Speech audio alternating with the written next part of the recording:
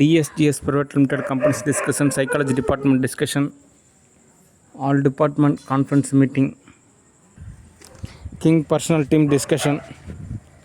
Okay relax. ஒவ்வொரு கேள்விக்காக நான் பதில் சொல்கிறேன். முதலாவது ஸ்டூடியோ டிஸ்கஷன். ஸ்டூடியோ பொறுத்த வரைக்கும் என்இஎல் மூவி இன்டர்வியூ டிஸ்கஷன். என்இஎல் மூவி ஒரு தரமான ஒரு மூவி. ஓகே, ஒரு சில ஆர்டிஸ்ட்டை புக் பண்ணணும், அதை நம்ம புக் பண்ணலாம். அடுத்து ஸ்டூடியோவை பொறுத்த வரைக்கும் டைரெக்டாக நான் சொல்கிறது தெளிவாக தினம் பொறுமை கேட்டுக்குங்க. ஸ்டூடியோ அப்படின்றது பார்த்திங்கன்னா எல்லாமே இன்க்ளூடிங் ஆனது, அதாவது எல்லா திறமைகளும் ஒன்றான ஒரு தொகுப்பு. ஓகே, அப்படின்றப்ப இந்த எடிட்டிங்குமே பார்த்திங்கன்னா ஒரு சினிமாக்குள்ளே இருக்கக்கூடிய ஒரு விஷயந்தான். நம்ம இந்த எடிட் செய்யக்கூடிய அந்த நேரத்தில் பேசாமல் ஒரு மூவி புக் பண்ணலாமே அப்போ நம்ம நினைக்கலாம். ஆனால் அப்படி கிடையாது. ஒரு மூவி நம்ம முடிச்சதுக்கப்புறம் அதை நம்ம எடிட் செஞ்சு அப்லோட் செய்யணும். அது மறுபடியும் எதாவது மாற்றம் இருக்குன்னா மறுபடியும் நம்ம அப்லோட் செய்யணும். அப்போனா தான் அடுத்த படிநிலை நமக்கு தோதாகும். ஓகே, ஆல்ரெடி நம்மக்கிட்ட நிறையா மூவிஸ் வந்து நம்ம வந்துட்டு அப்லோட் செய்யணும். ஓகே, அப்படின்றப்போ நமக்கு ஒரு ஸ்டூடியோ சார்பாக என்ன தேவை அப்படின்னா என்கரேஜ் தேவை. ஓகே, அதாவது ஒரு பாராட்டு, ஒரு உற்சாகம், ஒரு மகிழ்வு, அந்த மோட்டிவேஷன் அப்படின்லாம் சொல்லுவாங்கள்ல, தன்னம்பிக்கை, இதெல்லாமே தேவை ஸ்டூடியோவில் இருக்கிறவங்க பொறுத்த வரைக்கும். ஏன்னா ஒரு ஸ்டூடியோவை பொறுத்த வரைக்கும் ஒரு டான்ஸ் மாஸ்டர் மட்டும் போதுமா, ஒரு ஸ்டண்ட் ஆர்டிஸ்ட் மட்டும் போதுமா, அல்லது ஒரு கலை இயக்குனர் மட்டும் போதுமா, அல்லது ஒரு கேமராமேன் மட்டும் போதுமா, அப்படிலாம் கிடையாது. எல்லாருமே தேவைப்படுறாங்க. ஓகே, அதனால் எல்லாருமே நம்ம ஒரு டீமாக இயங்குறப்போ ஒரு என்கரேஜ் இருக்கணும். அப்போ தான் நம்ம எடிட் செஞ்ச வீடியோஸ் எல்லாமே நம்ம அப்லோட் செய்கிறதுக்கு நமக்கு தோதாக இருக்கும். ஓகே, என்ன அதிகபட்சம் 1 மணி நேரம் ஆகுமா, இருந்தாலும் பரவாயில்லன்னு சொல்லிட்டு நம்ம அதை அப்லோட் செய்யணும். அதுக்காக ஏன்னா நம்ம அவ்வளோ கஷ்டப்பட்டு உழைக்கிறோம். கடைசியாக நம்ம எடிட் செஞ்சு அப்லோட் செஞ்சால் மட்டும்தான் அப்ராட் கண்ட்ரீஸ்லேருந்து நமக்கு நிறையா ரெகக்னேஷன் கிடைக்கும். பரவாயில்ல, இந்த நாட்டில் வந்துட்டு இந்த மூவிஸ்லாம் எடுக்கிறாங்க, ஒரு நல்ல தரமாக இருக்காங்க, படிப்பறிவு உள்ளவங்களாக இருக்கிறாங்க, ஒரு மேன்மை நிலையில் இருக்கிறாங்க அப்படின்னு சொல்லிட்டு யூரோப் கண்ட்ரிஸ் ஆகட்டும், மற்ற உலக நாடுகளாகட்டும் நம்ம வசிக்கக்கூடிய பகுதியை வந்து நேசிப்பாங்க. ஏன் அப்படின்னா நீங்கள் வரலாறு எடுத்து படித்து பார்த்தீங்கன்னு வச்சிங்க, ஒட்டுமொத்த உலகமே இந்த இந்தியாவில் தான் தொலைவிட்டு இருந்தாங்க. கண்டுபிடிக்கவே முடியலன்றனால வெவ்வேறு உலக நாடுகளுக்கு போய் அதுக்கப்புறம் பயங்கரமான கோபம், அதுக்கப்புறம் 400 வருஷம் நிர்வாகம், அதுக்கப்புறமும் கூட இன்னும் வரைக்குமே அந்த தாக்கம் இருக்குது. அப்படின்றப்போ நம்மலாம் இப்படி ஒரு மகிழ்வாக இருக்கிறோம் அப்படின்னு நினைக்கிற போது அவங்களுக்கு இன்னும் உங்களுக்கு ஒரு மகிழ்வாக தான் இருக்கும். ஓகே, சொல்லப்போனால் ஒரு உரிமை அது ஒரு எல்லைக்கு மேலே போய் கோபமாக மாறி, அது சமாதானம் மாறி, இப்போ ஒரு ஏக்கமாக மாறி, ஒரு தேடலாக மாறி, இப்போ ஒரு என்ன சொல்கிறது, ஒரு பாசமாக இருக்கிற மாதிரியான ஒரு பண்பு நிலை அப்படின்ற மாதிரியான ஒரு பதம் அகநிலையை பொறுத்த வரைக்கும். ஓகே, அதனால் நம்ம வசிக்கக்கூடிய பகுதி எல்லாமே ஒரு ஆப்பிரிக்கா நாடு மாதிரி தான். ஓகே, அதனால் நம்ம ஸ்டூடியோ வந்துட்டு நம்ம சரியான பாத்தில் தோது பார்க்குறப்ப தான் நமக்கு தோதாகும். ஓகே, சரி, அடுத்து ஸ்டூடியோ பொறுத்த வரைக்கும் இந்த சோப்புநாங்கி நம்ம மூவியில் புக் பண்ணுறது அப்படின்றது நியூக்ளியர் வெப்பனை பயன்படுத்துறதுக்கு சமம். ஏன் அப்படின்னா இந்த சோப்புநாங்கியோட பதம் பார்த்திங்கன்னா நரகத்திலேருந்து வந்த ஒரு பதம். இது என்ன பண்ணும் அப்படின்னா அனஸ்தீசியா அல்லது பிரைன் ஆக்சஸ், இது ரெண்டையுமே தோது பார்க்கும். இது ரெண்டையும் தோது பார்க்கறனால என்ன ஆகும் அப்படின்னா இதுக்கு என்ன பெனிஃபிட் கிடைக்க போகுது, இதுக்கு ஒன்றுமே புரியல. ஓகே, அதனால் இது ஒரு மைய நிலைப்பாடாக ஒரு மிங்கலாகி எதாவது தோது பார்க்கலாம்னு நினைக்கும். அப்படி தோது ஆகாது. ஓகே, ஏன் எதனால் அப்படின்னா உள்ளார்ந்த ரீதியாக ஒரு பதத்தில் சோப்பனாங்க என்ன நினைக்கும் அப்படின்னா நான் உங்களை எல்லாத்தையும் காப்பாற்றுறேன் அப்படின்னு நினச்சி அதுதான் துன்பத்தையே ஏற்படுத்துது. ஓகே, அடுத்து சோப்புனாங்கிக்கு என்ன தேவை, காசு தேவையா, ஓரளவு தோது பார்த்துக்கலாம். ஓகே, ஆனால் ஸ்டூடியோ வந்து நாட் அலோடு. ஓகே, ஏன்னா அது பப்ளிசிட்டிக்காகவும் விருதுக்காகவும் காசுக்காகவும் அப்படியே ஒரு இடத்துல இருக்கக்கூடிய ஒரு நபர் மாதிரியே தோது பார்த்து பெரிய வில்லங்கத்தை ஏற்படுத்தி விட்டுரும் அந்த சோப்பனாங்கி. ஓகே, அதனால் ஒவ்வொருத்தரும் ஒரு பதம்.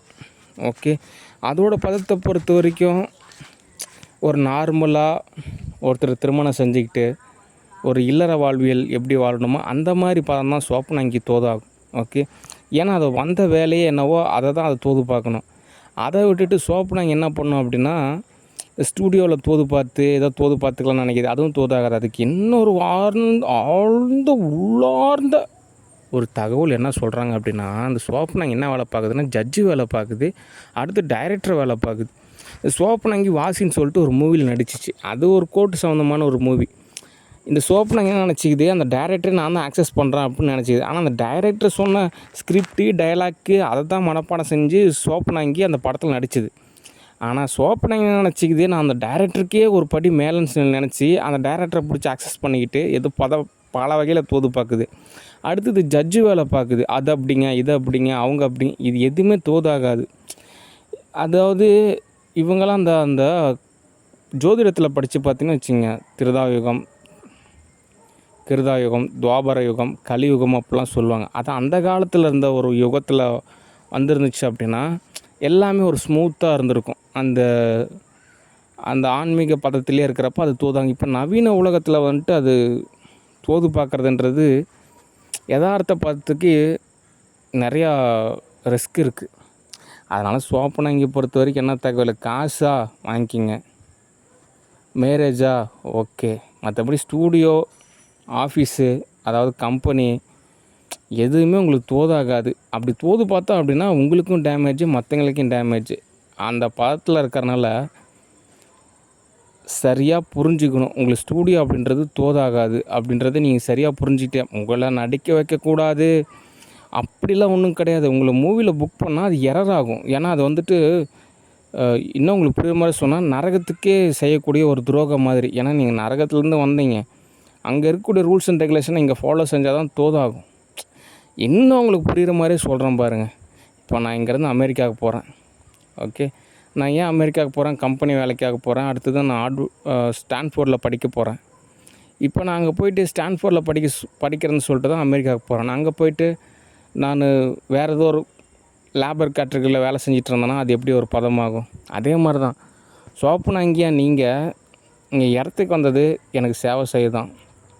அதை விட்டுட்டு உங்களுக்கு ஸ்டூடியோவிலையோ கம்பெனியிலையோ எதாவது தோது பார்க்குறதுன்றது அது உங்களுடைய ஓஎஸ்ஸுக்கும் சாஃப்ட்வேருக்கும் மேட்ச் ஆக மாட்டேங்குது. ஓகே, அடுத்து இந்த ரூட் ஆஃபீஸு என்ன தான் சோப்பனாங்கி என் கூட மிங்கல் படுத்தி அப்படியே தோது பார்த்தாலுமே அது தோதாகாது. ஓகே, ஆனாலும் இப்போ ரூட் ஆஃபீஸ் ஓரளவு திருந்திட்டாங்க. ஆனால் சோப்பனாங்கி அப்படி ஓரளவு எப்படியாவது ஒன்று ஏதாவது ஒரு வகையில் அப்படியே தோது பார்த்துக்கலாம். அப்படியே இல்லைங்க நானும் அவரும் அப்படியே 2 பேருமே ஒரே பதங்க.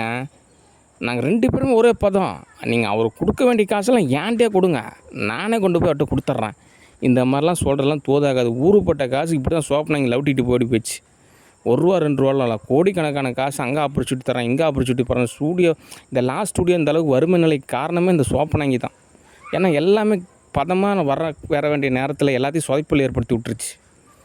ஓகே, அதுக்கு என்ன ஒரு சில லட்சம், ஒரு சில கோடி கிடச்சா லாபம் கிடச்சின்னு சொல்லிட்டு சோப்பனாங்கி பெரிய வேலை பார்த்து விட்டு பல பேரை பெரிய சிரமத்துக்கு ஆளாக்கி விட்டுட்டு ஓடி போயிடுச்சு சோப்பனாங்கி. அதனாலேயே ஸ்டூடியோவிலையும் நிறையா வகையில் தோதாக மாட்டேங்குது. ஓகே, அதனால் என் கூடலாம் மிங்கிள் ஆகாத. இப்போ நீ ஒரு தனித்துவமாக இரு. ஓகே, நான் ஒரு பதத்தில் இருக்கிறது தான் எனக்கு சரியாக இருக்கும். ஓகே, அதே மாதிரி ரூட் ஆஃபீஸை பொறுத்த வரைக்கும் நான் உங்களுக்கு இந்த மாதத்துலேருந்தே உங்களுக்கு நான் சேலரி கொடுக்க ஆரம்பிச்சிடறேன். எனக்கு ஓரளவு கேஷ் கிடைக்கிறப்போ ஓரளவு பரவாயில்ல, பதமாக இருக்கீங்க, உங்களுக்கு உண்டான சேலரி, போனஸ் எல்லாம் வழங்கப்படும். ஓகே, ஆனால் சோப்பனாங்கி மட்டும் தோது பார்க்காதீங்க. ஓகே, சரி, அடுத்து ஆக்டர்ஸ் நயன்தாரா பொறுத்த வரைக்கும் அவங்களுக்கு நம்ம சொல்லி புரிய வைக்கிறது அப்படின்றது சிரமம். அவங்களும் அனுபவ ரீதியாக உணர்ந்தால் தான் உண்டு. ஓகே, சரி, அடுத்து என்ன தகவல் அப்படின்னா, ஒரு 3 மூவிஸ் அப்லோட் செய்யணும். ஒரு வெப் சீரிஸ் இருக்குது, அதை முடிச்சுட்டு ஒரு நிறையா ஆன்மீக ரீதியான மூவிஸ்லாம் எடுக்கலான் இருக்கேன்.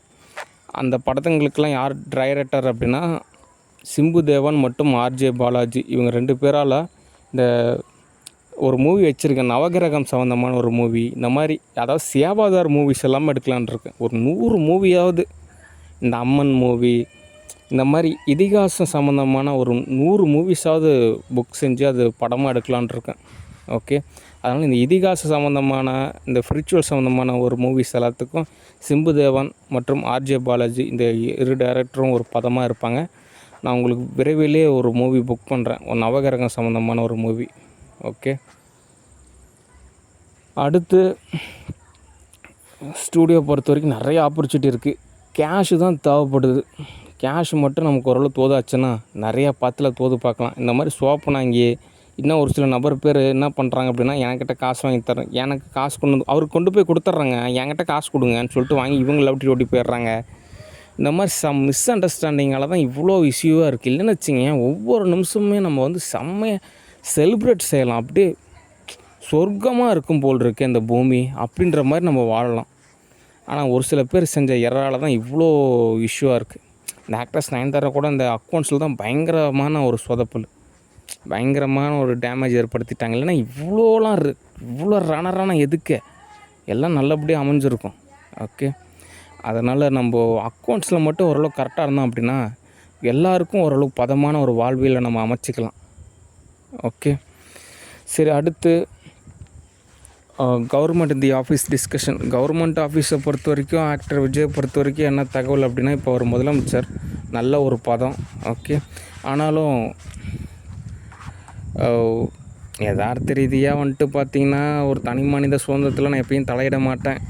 ஓகே, ஆனாலும் நம்ம வந்துட்டு ஒரு யதார்த்தமான ஒரு பதத்தை நம்ம சரியாக புரிஞ்சுக்கணும். ஓகே, அதனால் டிவிக்கே பொறுத்த வரைக்கும் யாம் தான் தலைவர். ஓகே, அதனால் ஒரு தலைவராக நான் சொல்கிறது தெளிவாக நான் பொறுமையாக கேட்டுக்குங்க. இப்போ என்ன ஒரு இஷ்யூவாக இருக்குன்னா, காசு தான் இஷ்யூவாக இருக்குது. இப்போ எடப்பாடி பழனிசாமி ஆட்சிக்கு வந்திருந்தாருன்னா ஒவ்வொருத்தருக்கும் ஒரு 10,000 காசு கொடுத்துருப்பாரு. அது இல்லாமல் ஊருப்பட்ட காசு கிடச்சிருக்கும், அங்கேயும் இங்கேயும் டர்ன் ஓவர் ஆகும், எங்கே பார்த்தாலும் ஒரு கொஞ்சம் பணப்புழக்கமாகவே இருக்கும். அப்படின்றப்போ அங்கேயும் எங்கேயும் கன்வெர்ட் ஆகி காசு கிடைக்கும். இப்போது டிஎம்கே பொறுத்த வரைக்குமே அவங்களுக்குள்ளேயே அவங்க லவுட்டிக்கிட்டாங்க. ஓகே, அதெல்லாம் கொஞ்சம் நினச்சி பார்க்குறப்போ கொஞ்சம் எனக்கே கொஞ்சம் வருத்தமாக தான் இருக்குது. இன்னும் அதை இவ்வளோ ஏற்பட்ட காலத்தில் இந்த அளவுக்கெல்லாம் கொடுமையெல்லாம் அனுபவிக்கணுமான்னு கொஞ்சம் சங்கட்டமாக தான் இருக்குது. ஓரளவாவது மனசாட்சியோடையாவது கொஞ்சமாக தோது பார்த்து வந்துருக்கலாம். சரி விடுங்க, பாஸ்ட்டு சும்மா நடந்ததே பேசிகிட்டு இருந்தோம்னா நமக்கு என்ன தோதாக போகுது? அடுத்து நமக்கு என்ன தோது பார்க்குறோமோ அதை தான் நமக்கு தோதாகும். ஓகே, அதனால் அடுத்து நம்ம என்ன செய்ய போகிறோம் அப்படின்னா, முதலாவது நமக்கு ஒரு எனிமி லிஸ்ட் எடுக்கணும். நமக்கெல்லாம் யாரெல்லாம் எதிரியாக இருக்கிறாங்க, ஒருத்தரோட பேரையும் மிஸ் பண்ணக்கூடாது.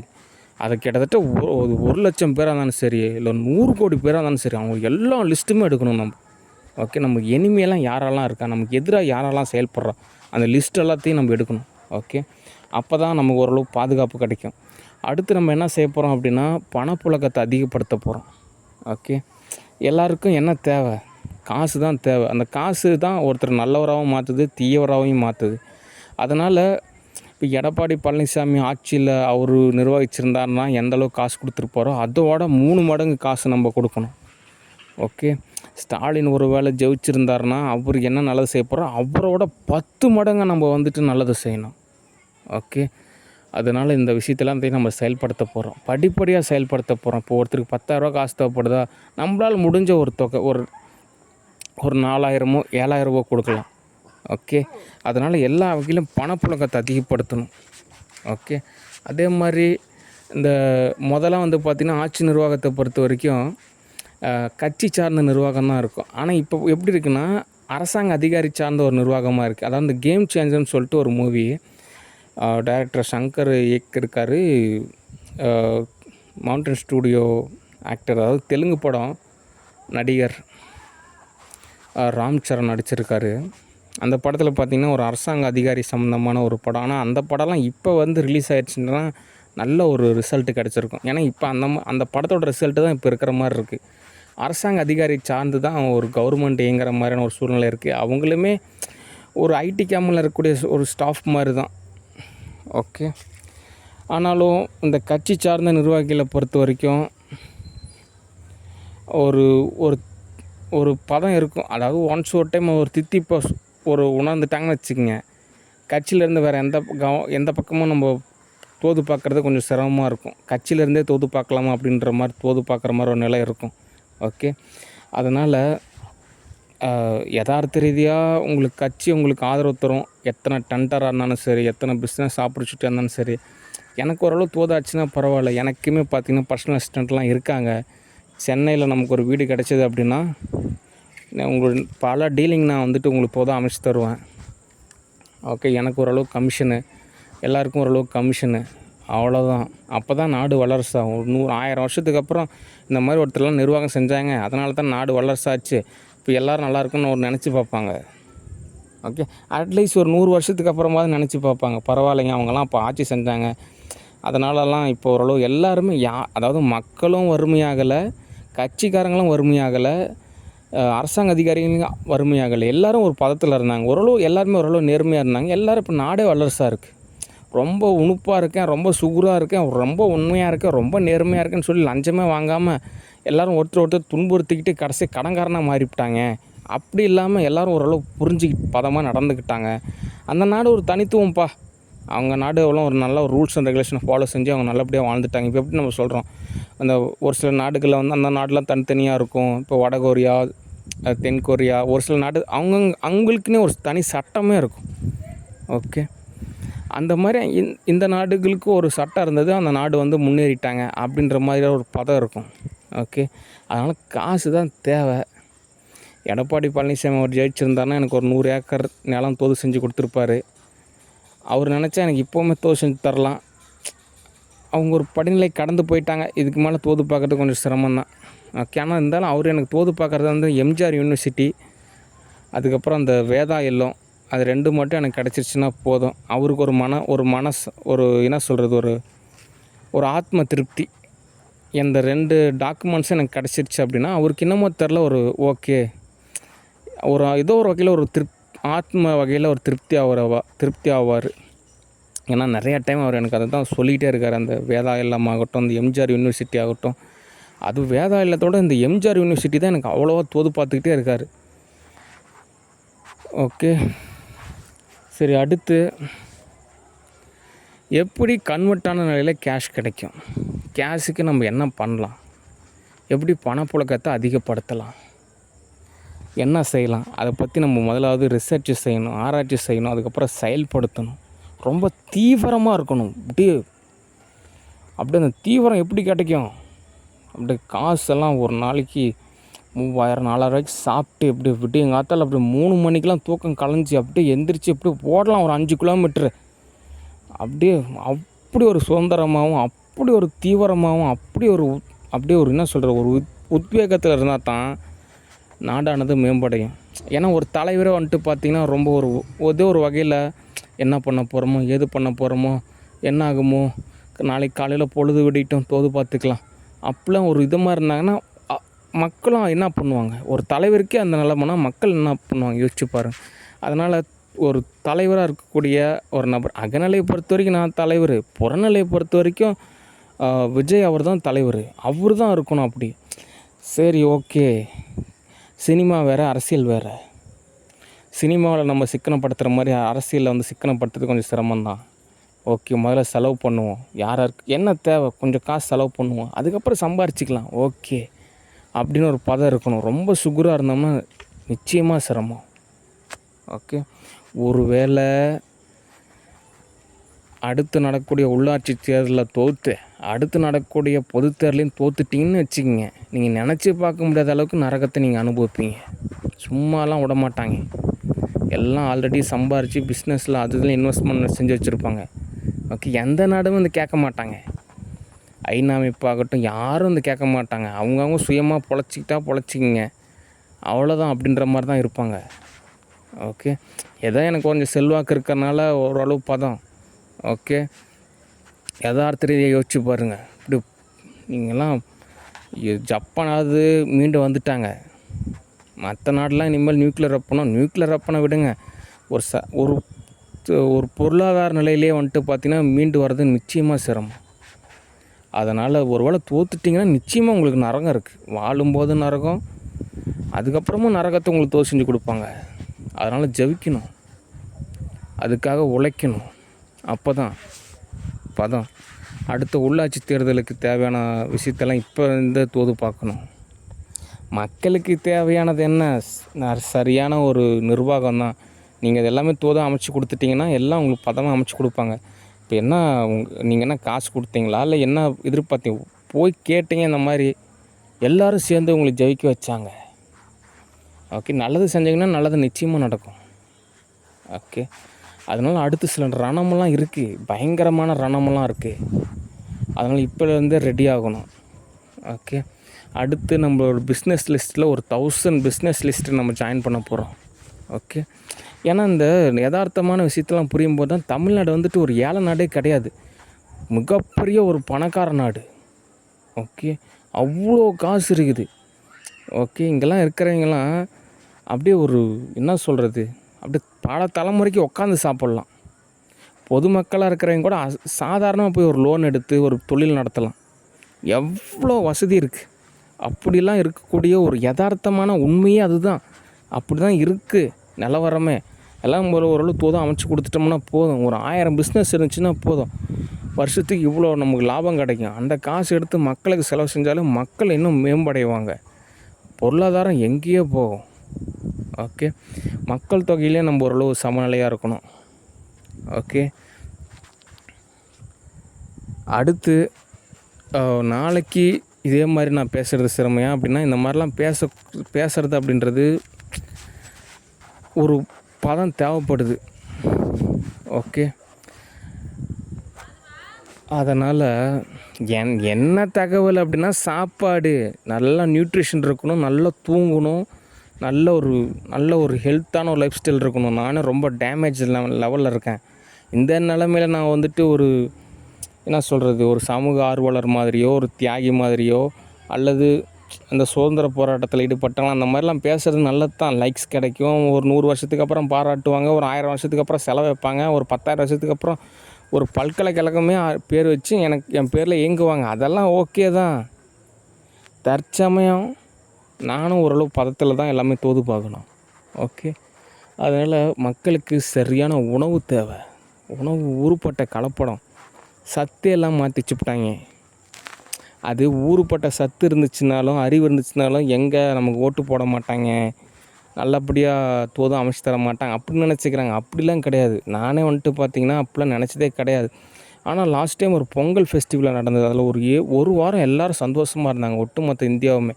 அந்த ஒரு வாரத்துக்கு அப்புறம் எனக்கு நிறைய நானே நினச்சி பார்க்கல எனக்கெல்லாம் இவ்வளோ பெனிஃபிட் கொடுப்பாங்க அப்படின்னு. அவ்வளோ எனக்கும் ஒரு பதமாக இருந்துச்சு. உண்மையாலுமே இவங்களாம் நல்லவங்க தான் போல் இருக்குது அப்படின்னு அப்போ தான் நினச்சேன். அதுக்கப்புறம் வந்துட்டு சில கண்ட்ரிஸ்லாம் வந்துட்டு இவங்கெல்லாம் இவ்வளோ சந்தோஷமாக இருக்கக்கூடாதுன்னு சொல்லிட்டு ஒரு சின்ன வகையில் ஒரு ஏற்படுத்தி விட்டாங்க. அதனால் பொதுத்தளத்தை பொறுத்த வரைக்கும் எல்லாருக்கும் ஓரளவு நல்லது செய்கிறப்போ திரும்ப நமக்கு நல்லது செய்வாங்க. ஓகே, அதனால் நம்மளுக்கும் ஒரு பதம் தேவைப்படுது. ஓகே, அதனால் நான் சொன்னது எதுவுமே டிவிகே கட்சியில் இருக்கிறவங்க யாரும் மறந்துடாதீங்க. ஓகே, அடுத்து நான் சொல்லியிருந்தேன் தினந்தோறும் எனக்கு ஒரு 50,000 அக்கௌண்ட்டில் அனுப்பணும் அப்படின்னு. இதில் கூச்சப்படுறதுக்கோ சங்கடப்படுறதுக்கோ கௌரவப்படுறதுக்கோ அல்லது இவங்கள அப்படிலாம் நினைக்காதுங்க. மீடியாவே நான் தான் நடத்துகிறேன். என்னுடைய பர்சன்டேஜில் தான் நிறையா மீடியா கம்பெனிஸே இருக்குது. அவங்க என்கிட்ட கேட்டுட்ருக்காங்க, கொஞ்சம் சம்பளம் இருந்தால் கொஞ்சம் சேர்த்தி கொடுங்க, எப்போங்க அந்த மார்க்கெட் ஷேர்லாம் கொடுத்தா தான் எங்களுக்கு கொஞ்சம் சம்பளம் கிடைக்குன்னு. அது கம்பெனியே தான். ஓகே, அதனால் ஒன்றும் நீங்கள் பயப்படுறதுக்கெலாம் ஒன்றும் கிடையாது. ஓகே, நீங்கள் எனக்கு காசு கொடுத்தீங்கன்னா தான் நான் உங்களுக்கு படிப்படியாக அவங்களுக்கு தோது செஞ்சு கொடுக்குறதுக்கு போதாகும். ஓகே, அதனால் எங்கே திரும்பினாலும் அது என்னோடய கம்பெனியோ என்னோடய பதத்தில் தான் இருக்கும். இப்போ நானே கூட ஜேஎம் தேவ் குரூப்ஸ் கம்பெனிஸில் புதுசாக ஒரு 1000 கம்பெனியை ஜாயின் பண்ணலான்னு இருக்கேன். ஓகேனா, நிறைய பேர் கேட்குறாங்க, எங்கள் கம்பெனி கொஞ்சம் எடுத்து நடத்துங்க, கொஞ்சம் ரொம்ப ஒரு சிரமமாக இருக்குது, நீங்களாம் நடத்துனீங்கன்னா தான் நிறைய பேர் வேலை செய்கிறாங்க. பாவம், என்ன பண்ணுறது, அவங்களுக்குலாம் ஒரு வாழ்வாதாரத்தை நம்ம அமைச்சு தான் தரணும். ஓகே, அந்த வகையில் நம்ம தோது பார்க்கணும். ஓகே, அதனால் நீங்கள் எனக்கு தினந்தோறும் ஒரு 50,000 அனுப்புனீங்கன்னா தான் எனக்கு ஒரு பதமாக இருக்கும். ஓகே, அதுக்கப்புறம் அந்த 50,000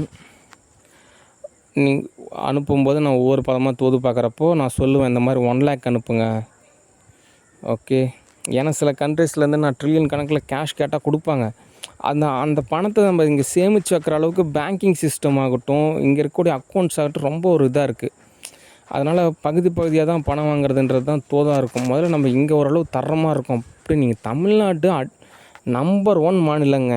அக்கௌண்ட்ஸு எல்லா ஃபெசிலிட்டி தாராளமாக வெளிநாட்டு நபர் இங்கே வந்துட்டு நீங்கள் ஒரு 6 மாதம்னா கூட நீங்கள் தங்கலாங்க. உங்களுக்கு முழு பாதுகாப்பு கிடைக்கும். அப்படின்றப்போ யூரோப் கண்ட்ரீஸில் இருந்தும் அதுக்கப்புறம் உலக நாடுகளில் இருந்தும் ஊறுபட்ட காசு கிடைக்கும்.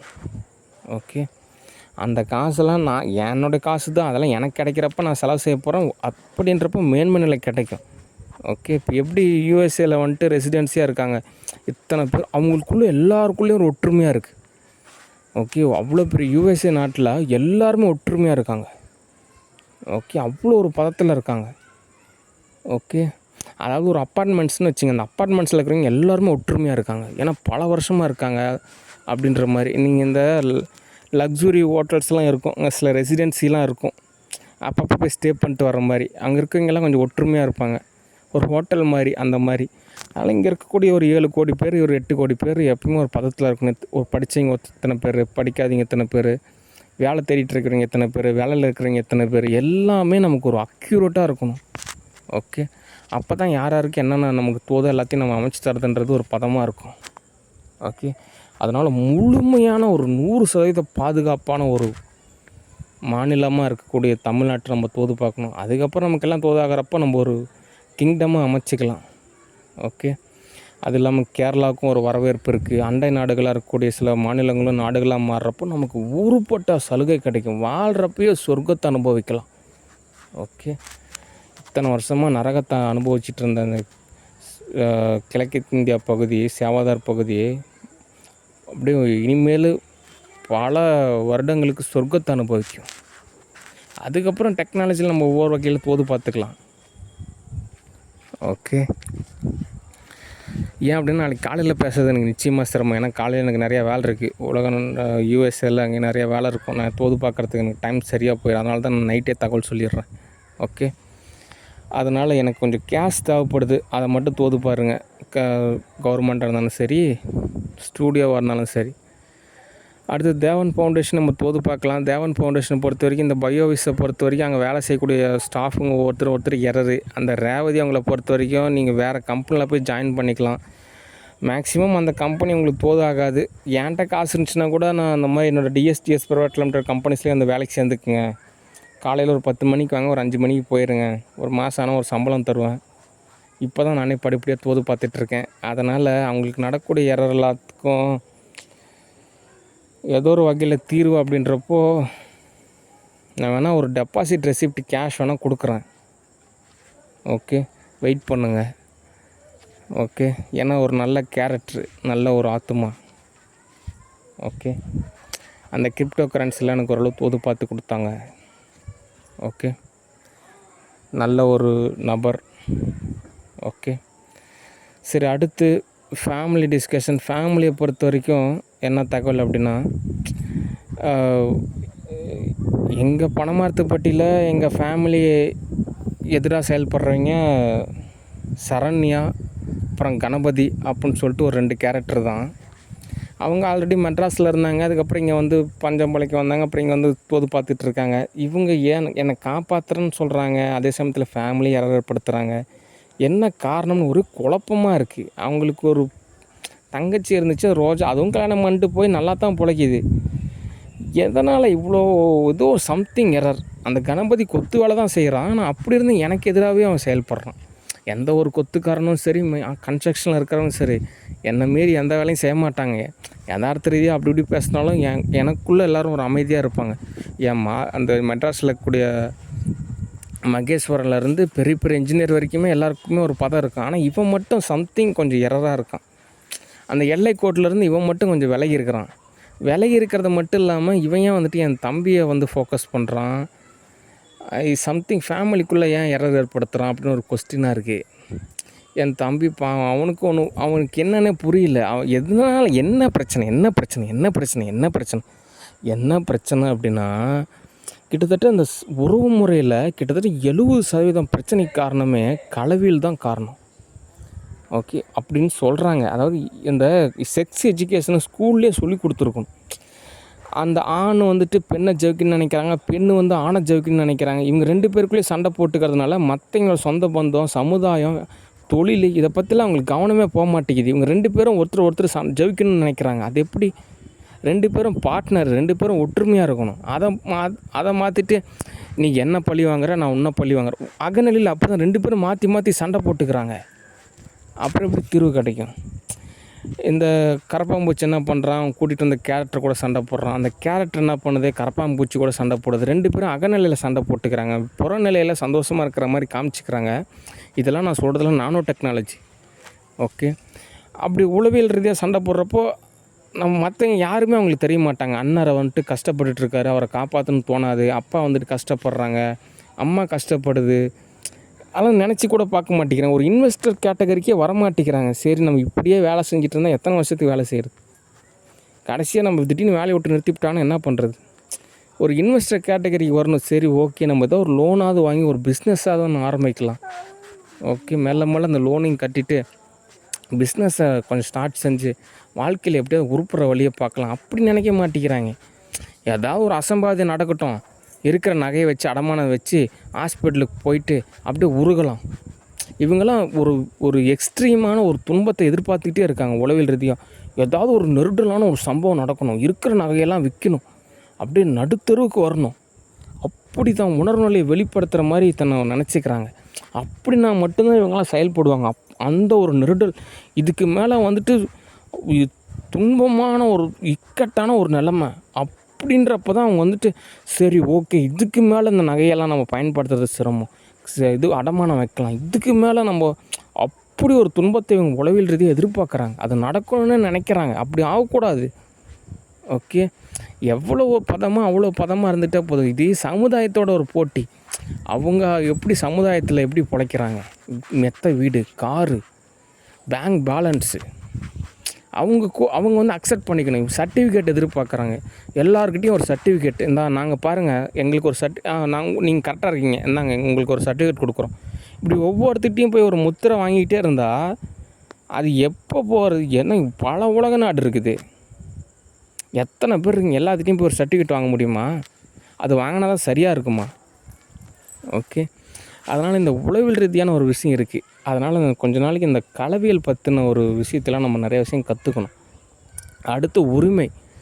ஓகே, இப்போ எங்கள் சித்தப்பா ஃபேமிலியை பொறுத்த வரைக்கும் அவங்ககிட்ட இருக்கக்கூடிய சொத்து எல்லாமே பார்த்திங்கன்னா எனக்கு உரிமை இருக்குது. ஓகே, பாவம் எங்கள் சித்தப்பா ஒரு அம்மாஞ்சி தன்னோட ஒரு அழகில் ஒரு கேரக்டரை கூட்டிகிட்டு வந்துட்டார், திலகவதின்னு. பாவம் அது என்ன பண்ணிச்சு, ஆரம்பத்தில் கொஞ்சம் பவ்யமாக தான் இருந்தாங்க, அவ்வளோவா படிப்பறிவும் கிடையாது. ஆனால் நடந்த நிகழ்வு எல்லாமே எங்கள் பாட்டி கொஞ்சம் ஸ்ட்ரிக்ட்டு தான், நரம்பெல்லாம் அதிர்ற அளவுக்கு கொஞ்சம் எல்லாம் தோது பார்ப்பாங்க. ஆரம்பத்தில் கொஞ்சம் தோது பார்த்து கடைசி இவங்களுக்கெல்லாம் ஒரு புரிஞ்சதுக்கப்புறம் மாமியாரை பிடிச்சி மடக்கி வச்சு, ஹஸ்பண்டை பிடிச்சி மடக்கி வச்சு இப்போ இவங்க நிர்வாகம் செஞ்சிட்ருக்காங்க. இதெல்லாமே ஒரு அகநிலை ஏற்படக்கூடிய ஒரு விஷயந்தான். ஆனால் அதுக்கு எல்லாமே எனக்கு உரிமை இருக்குது. அவங்க வந்துட்டு என்ன சொல்கிறாங்கன்னா, நீங்கள் சம்பாதிக்கிறீங்க எங்களுக்கு கொடுங்களேன். அவங்களுக்கே ஒரு தெரியும், சங்கட்டமாக இருக்கும், என்கிட்ட கேட்க மாட்டாங்க, பேச மாட்டாங்க, பழக மாட்டாங்க. அது எனக்குமே புரியும். ஏன்னா நான் ஒரு தெலுங்குனா எனக்கு வந்துட்டு கொஞ்சம் கம்ஃபர்ட்டாக இருக்கும்.